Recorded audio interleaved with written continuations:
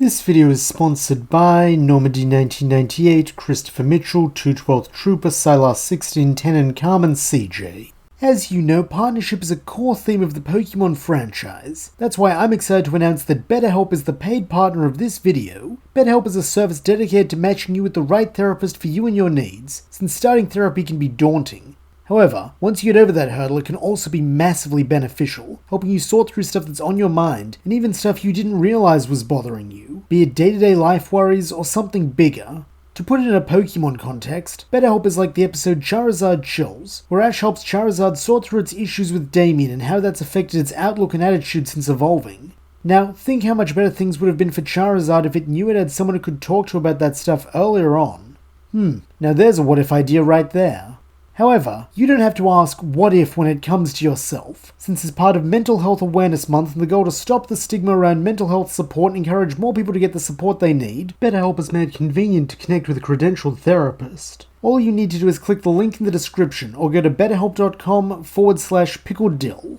That's betterhelp.com/pickleddill with 2 Ds and 2 thumbs up from me, since by using my link you'll also get 10% off your first month of therapy. But with that said, let's get on to the story. We pick back up in Nimbasa City, with Ash eager to return to the road and make headway towards his next gym battle. However, it seems that won't be happening for a while, as the Driftveil drawbridge is in the process of being repaired, meaning for now, our heroes are stuck here. Fortunately, there is a lot to do in Nimbasa to keep them occupied, with Ash and Icirrus spending the day together while Silent enters the subway boss's stamp relay, which is ending today. Due to Gabite not having much influence on things one way or the other, this goes like canon, with Silent's kind heart being repaid, when a girl he helps in turn helps him to get his final stamp, meaning he earns the right to challenge the bosses Ingo and Emmett to a tag battle. As his partner, the green-haired youth picks Ash, with the duo putting up a good fight, though in the end they are simply overwhelmed by the twin conductors' unparalleled teamwork. Nonetheless, both boys come away from this experience feeling a bit stronger and wiser, with this coming in handy the following morning, as upon learning that the bridge is fixed, they make haste to cross it, only to run into Trip. However, it is not Trip that Ash will be battling today, as the Unova youth explains that Alder the champion has been spotted nearby, with him racing off to challenge his hero while Ash and his friends do likewise. After a little bit, the group find Alder as he is in the midst of hitting on the local officer Jenny, and while Trip doesn't care, Ash and Icirrus are both a little put off by the champ acting like an old lech. Nonetheless, Ash does still challenge him right after Trip, with the red-haired man agreeing to battle him first, though in truth it isn't much of a battle, with Alder's Bouffalant attacking his trainer rather than Pikachu, and the champ calling it quits here, meaning both Ash and Trip are left disappointed. Were that not bad enough, he then departs to Pervon Nursejoy, suggesting maybe it's time Trip find a new hero, though just when it seems like the sandy-haired youth might be considering it, a rampaging Gigalith begins making its way through town, with it being here that Alder steps up and shows his mettle by stopping the wild Pokemon in a way that is both skillful and humane, before finally explaining his philosophy to the kids. Unlike most trainers, he doesn't care about strength or things like that, he just wants to help people and Pokemon come close together. That's why he became champion. Recognizing that maybe they had what it means to be champion backwards, Ash, Icirrus, Silent, and especially Trip thank the man for this, before going their separate ways once more. From here, there is another stretch of canon for a while, until our heroes come across a trio of Dino who are being looked after by a daycare couple. Unfortunately, the couple are struggling to handle their young charges due to being inexperienced with dragon types, prompting Ash and Icirrus to volunteer their experience, while Silent joins in to support his friends. As part of this, Gabite and Axew become mentors to the younger Drakes, playing with them and occasionally training them, so that when 2 of their trainers come back, they're favourably impressed with their Pokemon's development. However, as the hours pass on the appointed pickup day, one of the Dino remains in the kid's care, with it starting to look like its trainer has abandoned it, perhaps due to its shy and timid nature in contrast to its more outgoing peers. Naturally, this only worsens Dino's anxiety, though luckily Axew is here to help, as having started out in a similar place before its friendship with Gabite, the Tusk Pokemon steps up and begins working with the younger Drake on its self-confidence. In doing so, it shows just how much it has matured since their journey began, with Icirrus praising her little buddy, while Gabite stands back since it knows its pal can do this on its own. Though, whenever it and Axew make eye contact, it flashes the green dragon a toothy, encouraging grin. Thanks to this, Dino starts coming out of its shell a bit more, so that soon Iris begins to wonder if maybe it's time to invite it into her team and continue on their way to Driftveil City, though this will not be necessary, as Dino's very beleaguered trainer finally arrives, explaining that he's been trying to get back to his friend for ages but was lost in Chargestone Cave. All the same, he is still immensely grateful to Icirrus and Axew for looking after and encouraging the little dragon, while the girl is just happy that he didn't turn out to be a jerk. As for Axew, it does have a hard time saying goodbye, though showing off its increased maturity once more, it waves its new friend off with a smile as it and its trainer vanish into the sunset, only allowing tears to fall after it is out of sight, while at its side, Gible lays a clawed hand on his shoulder comfortingly. Not long after this, our heroes arrive in Driftveil City at last, where Ash eagerly rushes to the gym to challenge its leader, only to be shot down as Clay explains that he's too busy searching for an underground vein to take any challenges right now. Though Ash doesn't understand what he means, since he thought veins were in people's arms, not underground, he agrees to wait all the same, hanging around Driftveil for a few days before challenging Clay again. This time the man refuses on the grounds that he needs to find a revival herb, and figuring this might be his ticket in, Ash agrees to go get it if the gym leader will battle him right after. Seeing these as fair terms, Clay accepts and directs the trio to Milos Island, where currently Team Rocket are in the midst of carrying out a scheme, as they have disturbed the obelisks of the legendary Tornadus and Thunderous in the hopes of capturing them and their trio master Landerus. As a result, when Ash and Co arrive, they find that all the revival herbs on the island have died, and all the grass types have been stricken with a sudden sickness. In an attempt to combat this, a local young man named Lewis plans to visit the altar of Landerus and beseech it to return the island to equilibrium as it did in their ancient legends, though when he does so alongside Ash and his friends, the only legendary Pokemon they attract is Tornadus, who immediately attacks. Here Silent attempts to hold it off, though not long after Thunderous appears too, with Ash having Gible join Axew and Excadrill in trying to stop its rampage. This unfortunately ends in failure, as there is a reason pseudo-legendary is not the same as legendary, with Gible falling to a focus blast that had been aimed at Axew. Recognizing the sacrifice its friend just made, the Tusk Pokemon finds itself filled with a true Dragon Rage for the first time ever, with this causing it to evolve into Fracture and begin pelting Thunderous with Dragon Rages while Ash urgently recalls Gible. Unfortunately, even the power of friendship is not enough to beat a legendary Pokemon, with Fracture likewise taking a beating much to the concern of Lewis's Gothorita. As a result, the Draconic duo are out of commission for the remainder of the Forces of Nature two-parter, with this in turn making Ash's determination to stop the genies from fighting even greater, as beyond general concern for the well-being of the island, now he needs them to calm down so more revival herbs can grow, and he can help his friend. Luckily, in the end, Landerus does appear and stops its counterparts, and they leave for parts unknown, while Gible and Fracture are able to be healed, much to Ash and Iris's relief as they embrace their friends, glad to have them safe and sound once more. Fortunately, they are not the only ones, as with balance restored, the grass types of Milos Island return to normal, while revival herbs bloom again, allowing Ash and friends to collect one for Clay and return to the mainland so the boy can have his long overdue gym battle. For this match, Ash chooses to go with Palpitoad, Gible, and Roggenrola, in keeping with the mining theme of the gym, as Palpitoad is able to take out Krokorok before falling to Clay's own Palpitoad, while Gible manages to earn a tie with the Vibration Pokemon, due to still recovering from its battle with Thunderous. This leaves Roggenrola to face Clay's Excadrill, who is a veteran battler and miner, giving it the home field and experiential advantage. Nonetheless, the shiny Pebble pulls through in the end, evolving into Boldore and blowing the mole away with Rock Blast. This secures Ash's Quake badge, with the gang next heading for Mistralton City, though before they can reach the Windy City, they must first pass through Chargestone Cave. Here they encounter Team Rocket once more, with this being Gibile's first chance to see them since the incident in the subway, as it was knocked out during their involvement in the Milos Island mini-arc. As a result, it is only now that the Dragon Ground type is able to cry out to Meowth, asking him something that has been wondering since the train heist. Why did he betray them? Did he not have fun being pals with it, Scraggy, and Fracture? Dismissively, Meowth scorns this line of thinking, stating that he doesn't care about twerpy stuff like that. Though still in its simple, innocent way, Gible asks why not? If he had fun being their friend, why can't he just keep being their friend? Sadly, this is never answered, as by now Jesse and James have grown tired of talking, and to resume their plan of stealing the cave's electricity, forcing our heroes to do battle with the Crooks. Though as Team Rocket flee in defeat once more, Gible eyes eyes remain on Meowth, and it continues to wander. Following this, there isn't much Gabite really changes for the next little while, as Ash and Co meet up with Professor Juniper and then her dad Cedric Juniper,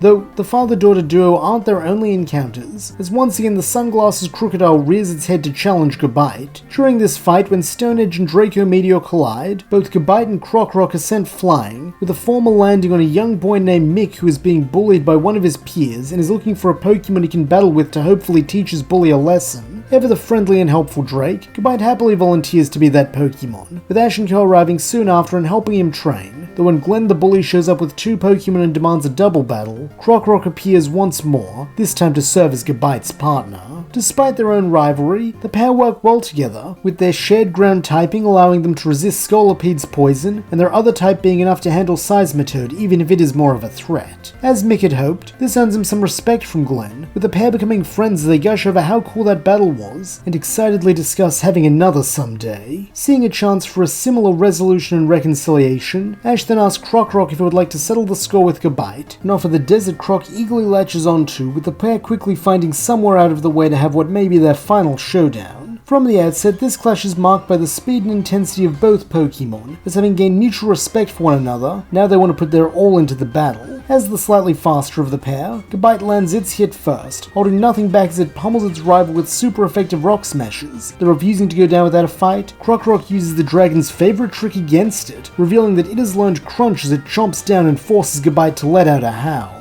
Nonetheless, the cave Pokemon is far from a one-trick pony, as when it breaks free, it turns the duel into one of range, using Draco Meteors that Krokorok must try to overcome with Stone Edge. Unfortunately for the Unovan reptile, here Gabite simply is its superior, blasting the stone shards into dust and bombarding it with concentrated draconic energy until it flees underground. However, this time it is not to make its escape, instead tunneling right at Gabite for an all-or-nothing dig, and recognizing this will be what decides things, the dragon ground-type burrows down and charges right at its rival. A moment later, the pair of Pokemon collide and then burst from the ground together, with it taking a second to see what the outcome is, though as the spray of dirt subsides, Ash realizes that Gabite has uppercut Krokorok, taking it out of the fight and putting this rivalry to bed at last. With this defeat, the Desert Croc concedes, as it sees now Gabite is simply its better, both in terms of strength and as a ground type. Though when it begins slinking away in a depressed state, Ash calls out to it once again, cheering that it fought really hard, so if it would like, maybe it could join him and Gabite in their journey. Such an idea makes Krokorok happier than it can admit while keeping up its tough guy persona, though before it accepts, it first looks to the Drake, seeking its permission as the vanquisher. In its usual happy-go-lucky way, Gabite responds to this with a clawed thumbs up and a big cheesy grin, since it's always had fun playing with the Desert Croc, so if it wants to join its roster of pals, that's a-okay with the Sinnoh Pseudo. Taking this as all the confirmation it needs, Krokorok then makes its way back to its new trainer, who happily welcomes it into the team. Not long after this, the trio do finally arrive in Mistralton City, though when Ash goes to challenge the gym leader Skylar, he is once again rebuffed in what is becoming an annoying pattern. This time the reason is because she feels she doesn't actually need to battle, as by seeing what Pokemon her opponent plans to use, she can simply calculate whether they would win or lose the battle and so gives out badges accordingly. As a gym leader himself, this infuriates Silent, who demands the right to battle Skylar in person, and having already concluded he'll lose based on his team, she accepts. Refusing to allow these air battles, as Skylar calls them, to continue, Silent wastes no time in putting his full battling passion and experience into this match, with his Pansage, Stunfisk and Crustle giving their all for their trainer. Unfortunately, in the end Skylar does still come out victorious, though this is not to say she is completely unchanged, as when Ash next demands a real battle, she accepts, if only to see whether her predictions will come true for a second time in a row. Unfortunately, it seems that Skylar may have some method to her madness, as Ash does struggle a bit here, specifically because he never met Pidove and so lacks a designated flyer to go up against Swanna, Swoobat and Unpheasant. All the same, he and his chosen team of Pikachu, Krokorok and Dill put up a good fight, making sure that for every loss they take, one of Skylar's Pokemon falls with them or soon after,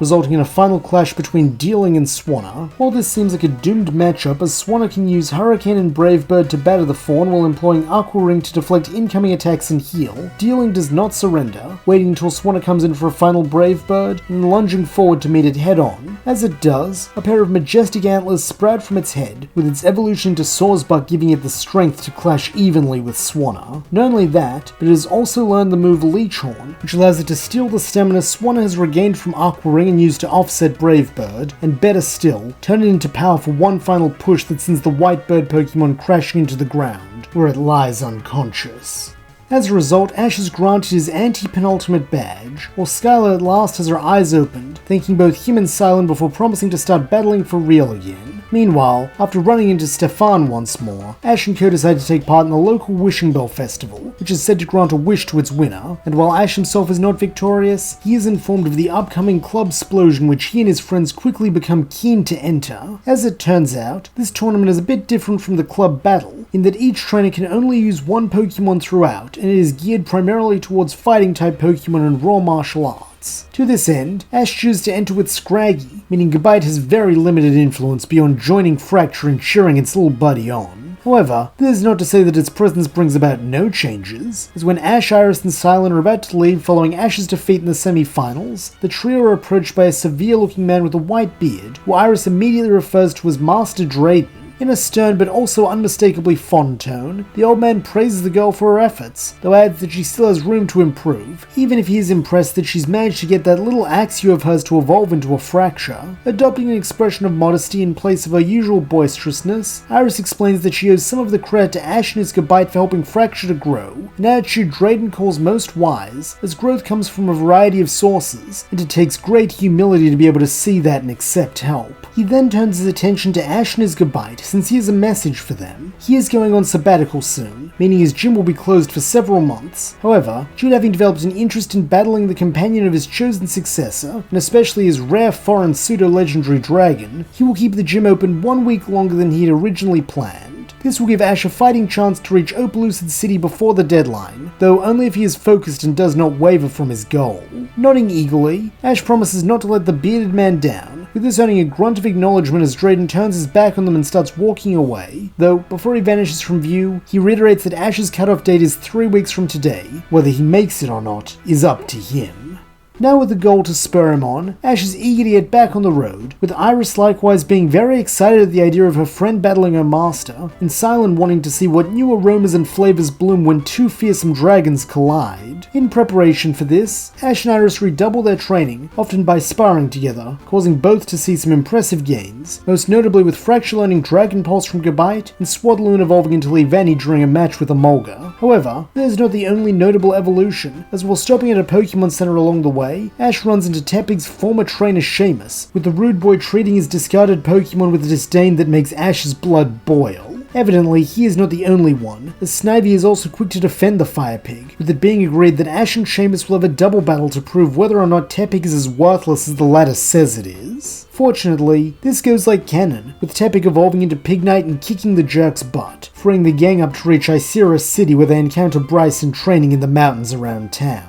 Always eager to improve, Ash winds up joining the gym leader, with Gabite and Krokorok taking part in the training alongside him. Together, they work to hone their bodies and minds in the frigid conditions, before putting this to use driving off a Pokemon hunter in the area, with this helping Bryson to regain some of his lost nerve, and in turn allowing him to happily accept Ash's challenge. Despite being an Ice-type gym, Gabite actually does serve as Ash's first Pokemon the following morning, with its super effective Rock Smash making short work of the Icirrus leader's Vanillish. However, due to being quad weak, there is no way Gabite could have swept this gym, with it falling soon after to Cryogonal. This opens things up for Scraggy to enter the fray, and wanting to show its pal how much it grew in the club explosion, it fights its little heart out, delivering a volley of high jump kicks, and even a newly mastered Focus Blast to take the angry Snowflake out. As it had hoped, this display impresses both Gabite and Fracture, who cheer their little buddy on, though unfortunately, all the cheering in the world isn't going to make up for the power disparity between Scraggy and Bryson's Beartick. As a result, it too is soon defeated, though Ash still has Krokorok, and due to not having burnt stamina fighting in the first round, it is in perfect shape to claim victory and earn the Ravenhead boy his Freeze badge. Naturally, Ash is delighted by this, as he rushes onto the field to thank the ground dark type, while the gym leader gives his praise as well. However, now sadly is not the time for celebrating, since as Iris is quick to point out, they still have to get to Opelucid City, and Drayden's deadline is rapidly approaching. And that's where we'll leave things. What new battles await our heroes in the final leg of their Unova journey? How will Gabite's influence continue to shape the development of its friends? And will Ash make it to Opelucid City in time to challenge Drayden? Find out as the journey continues.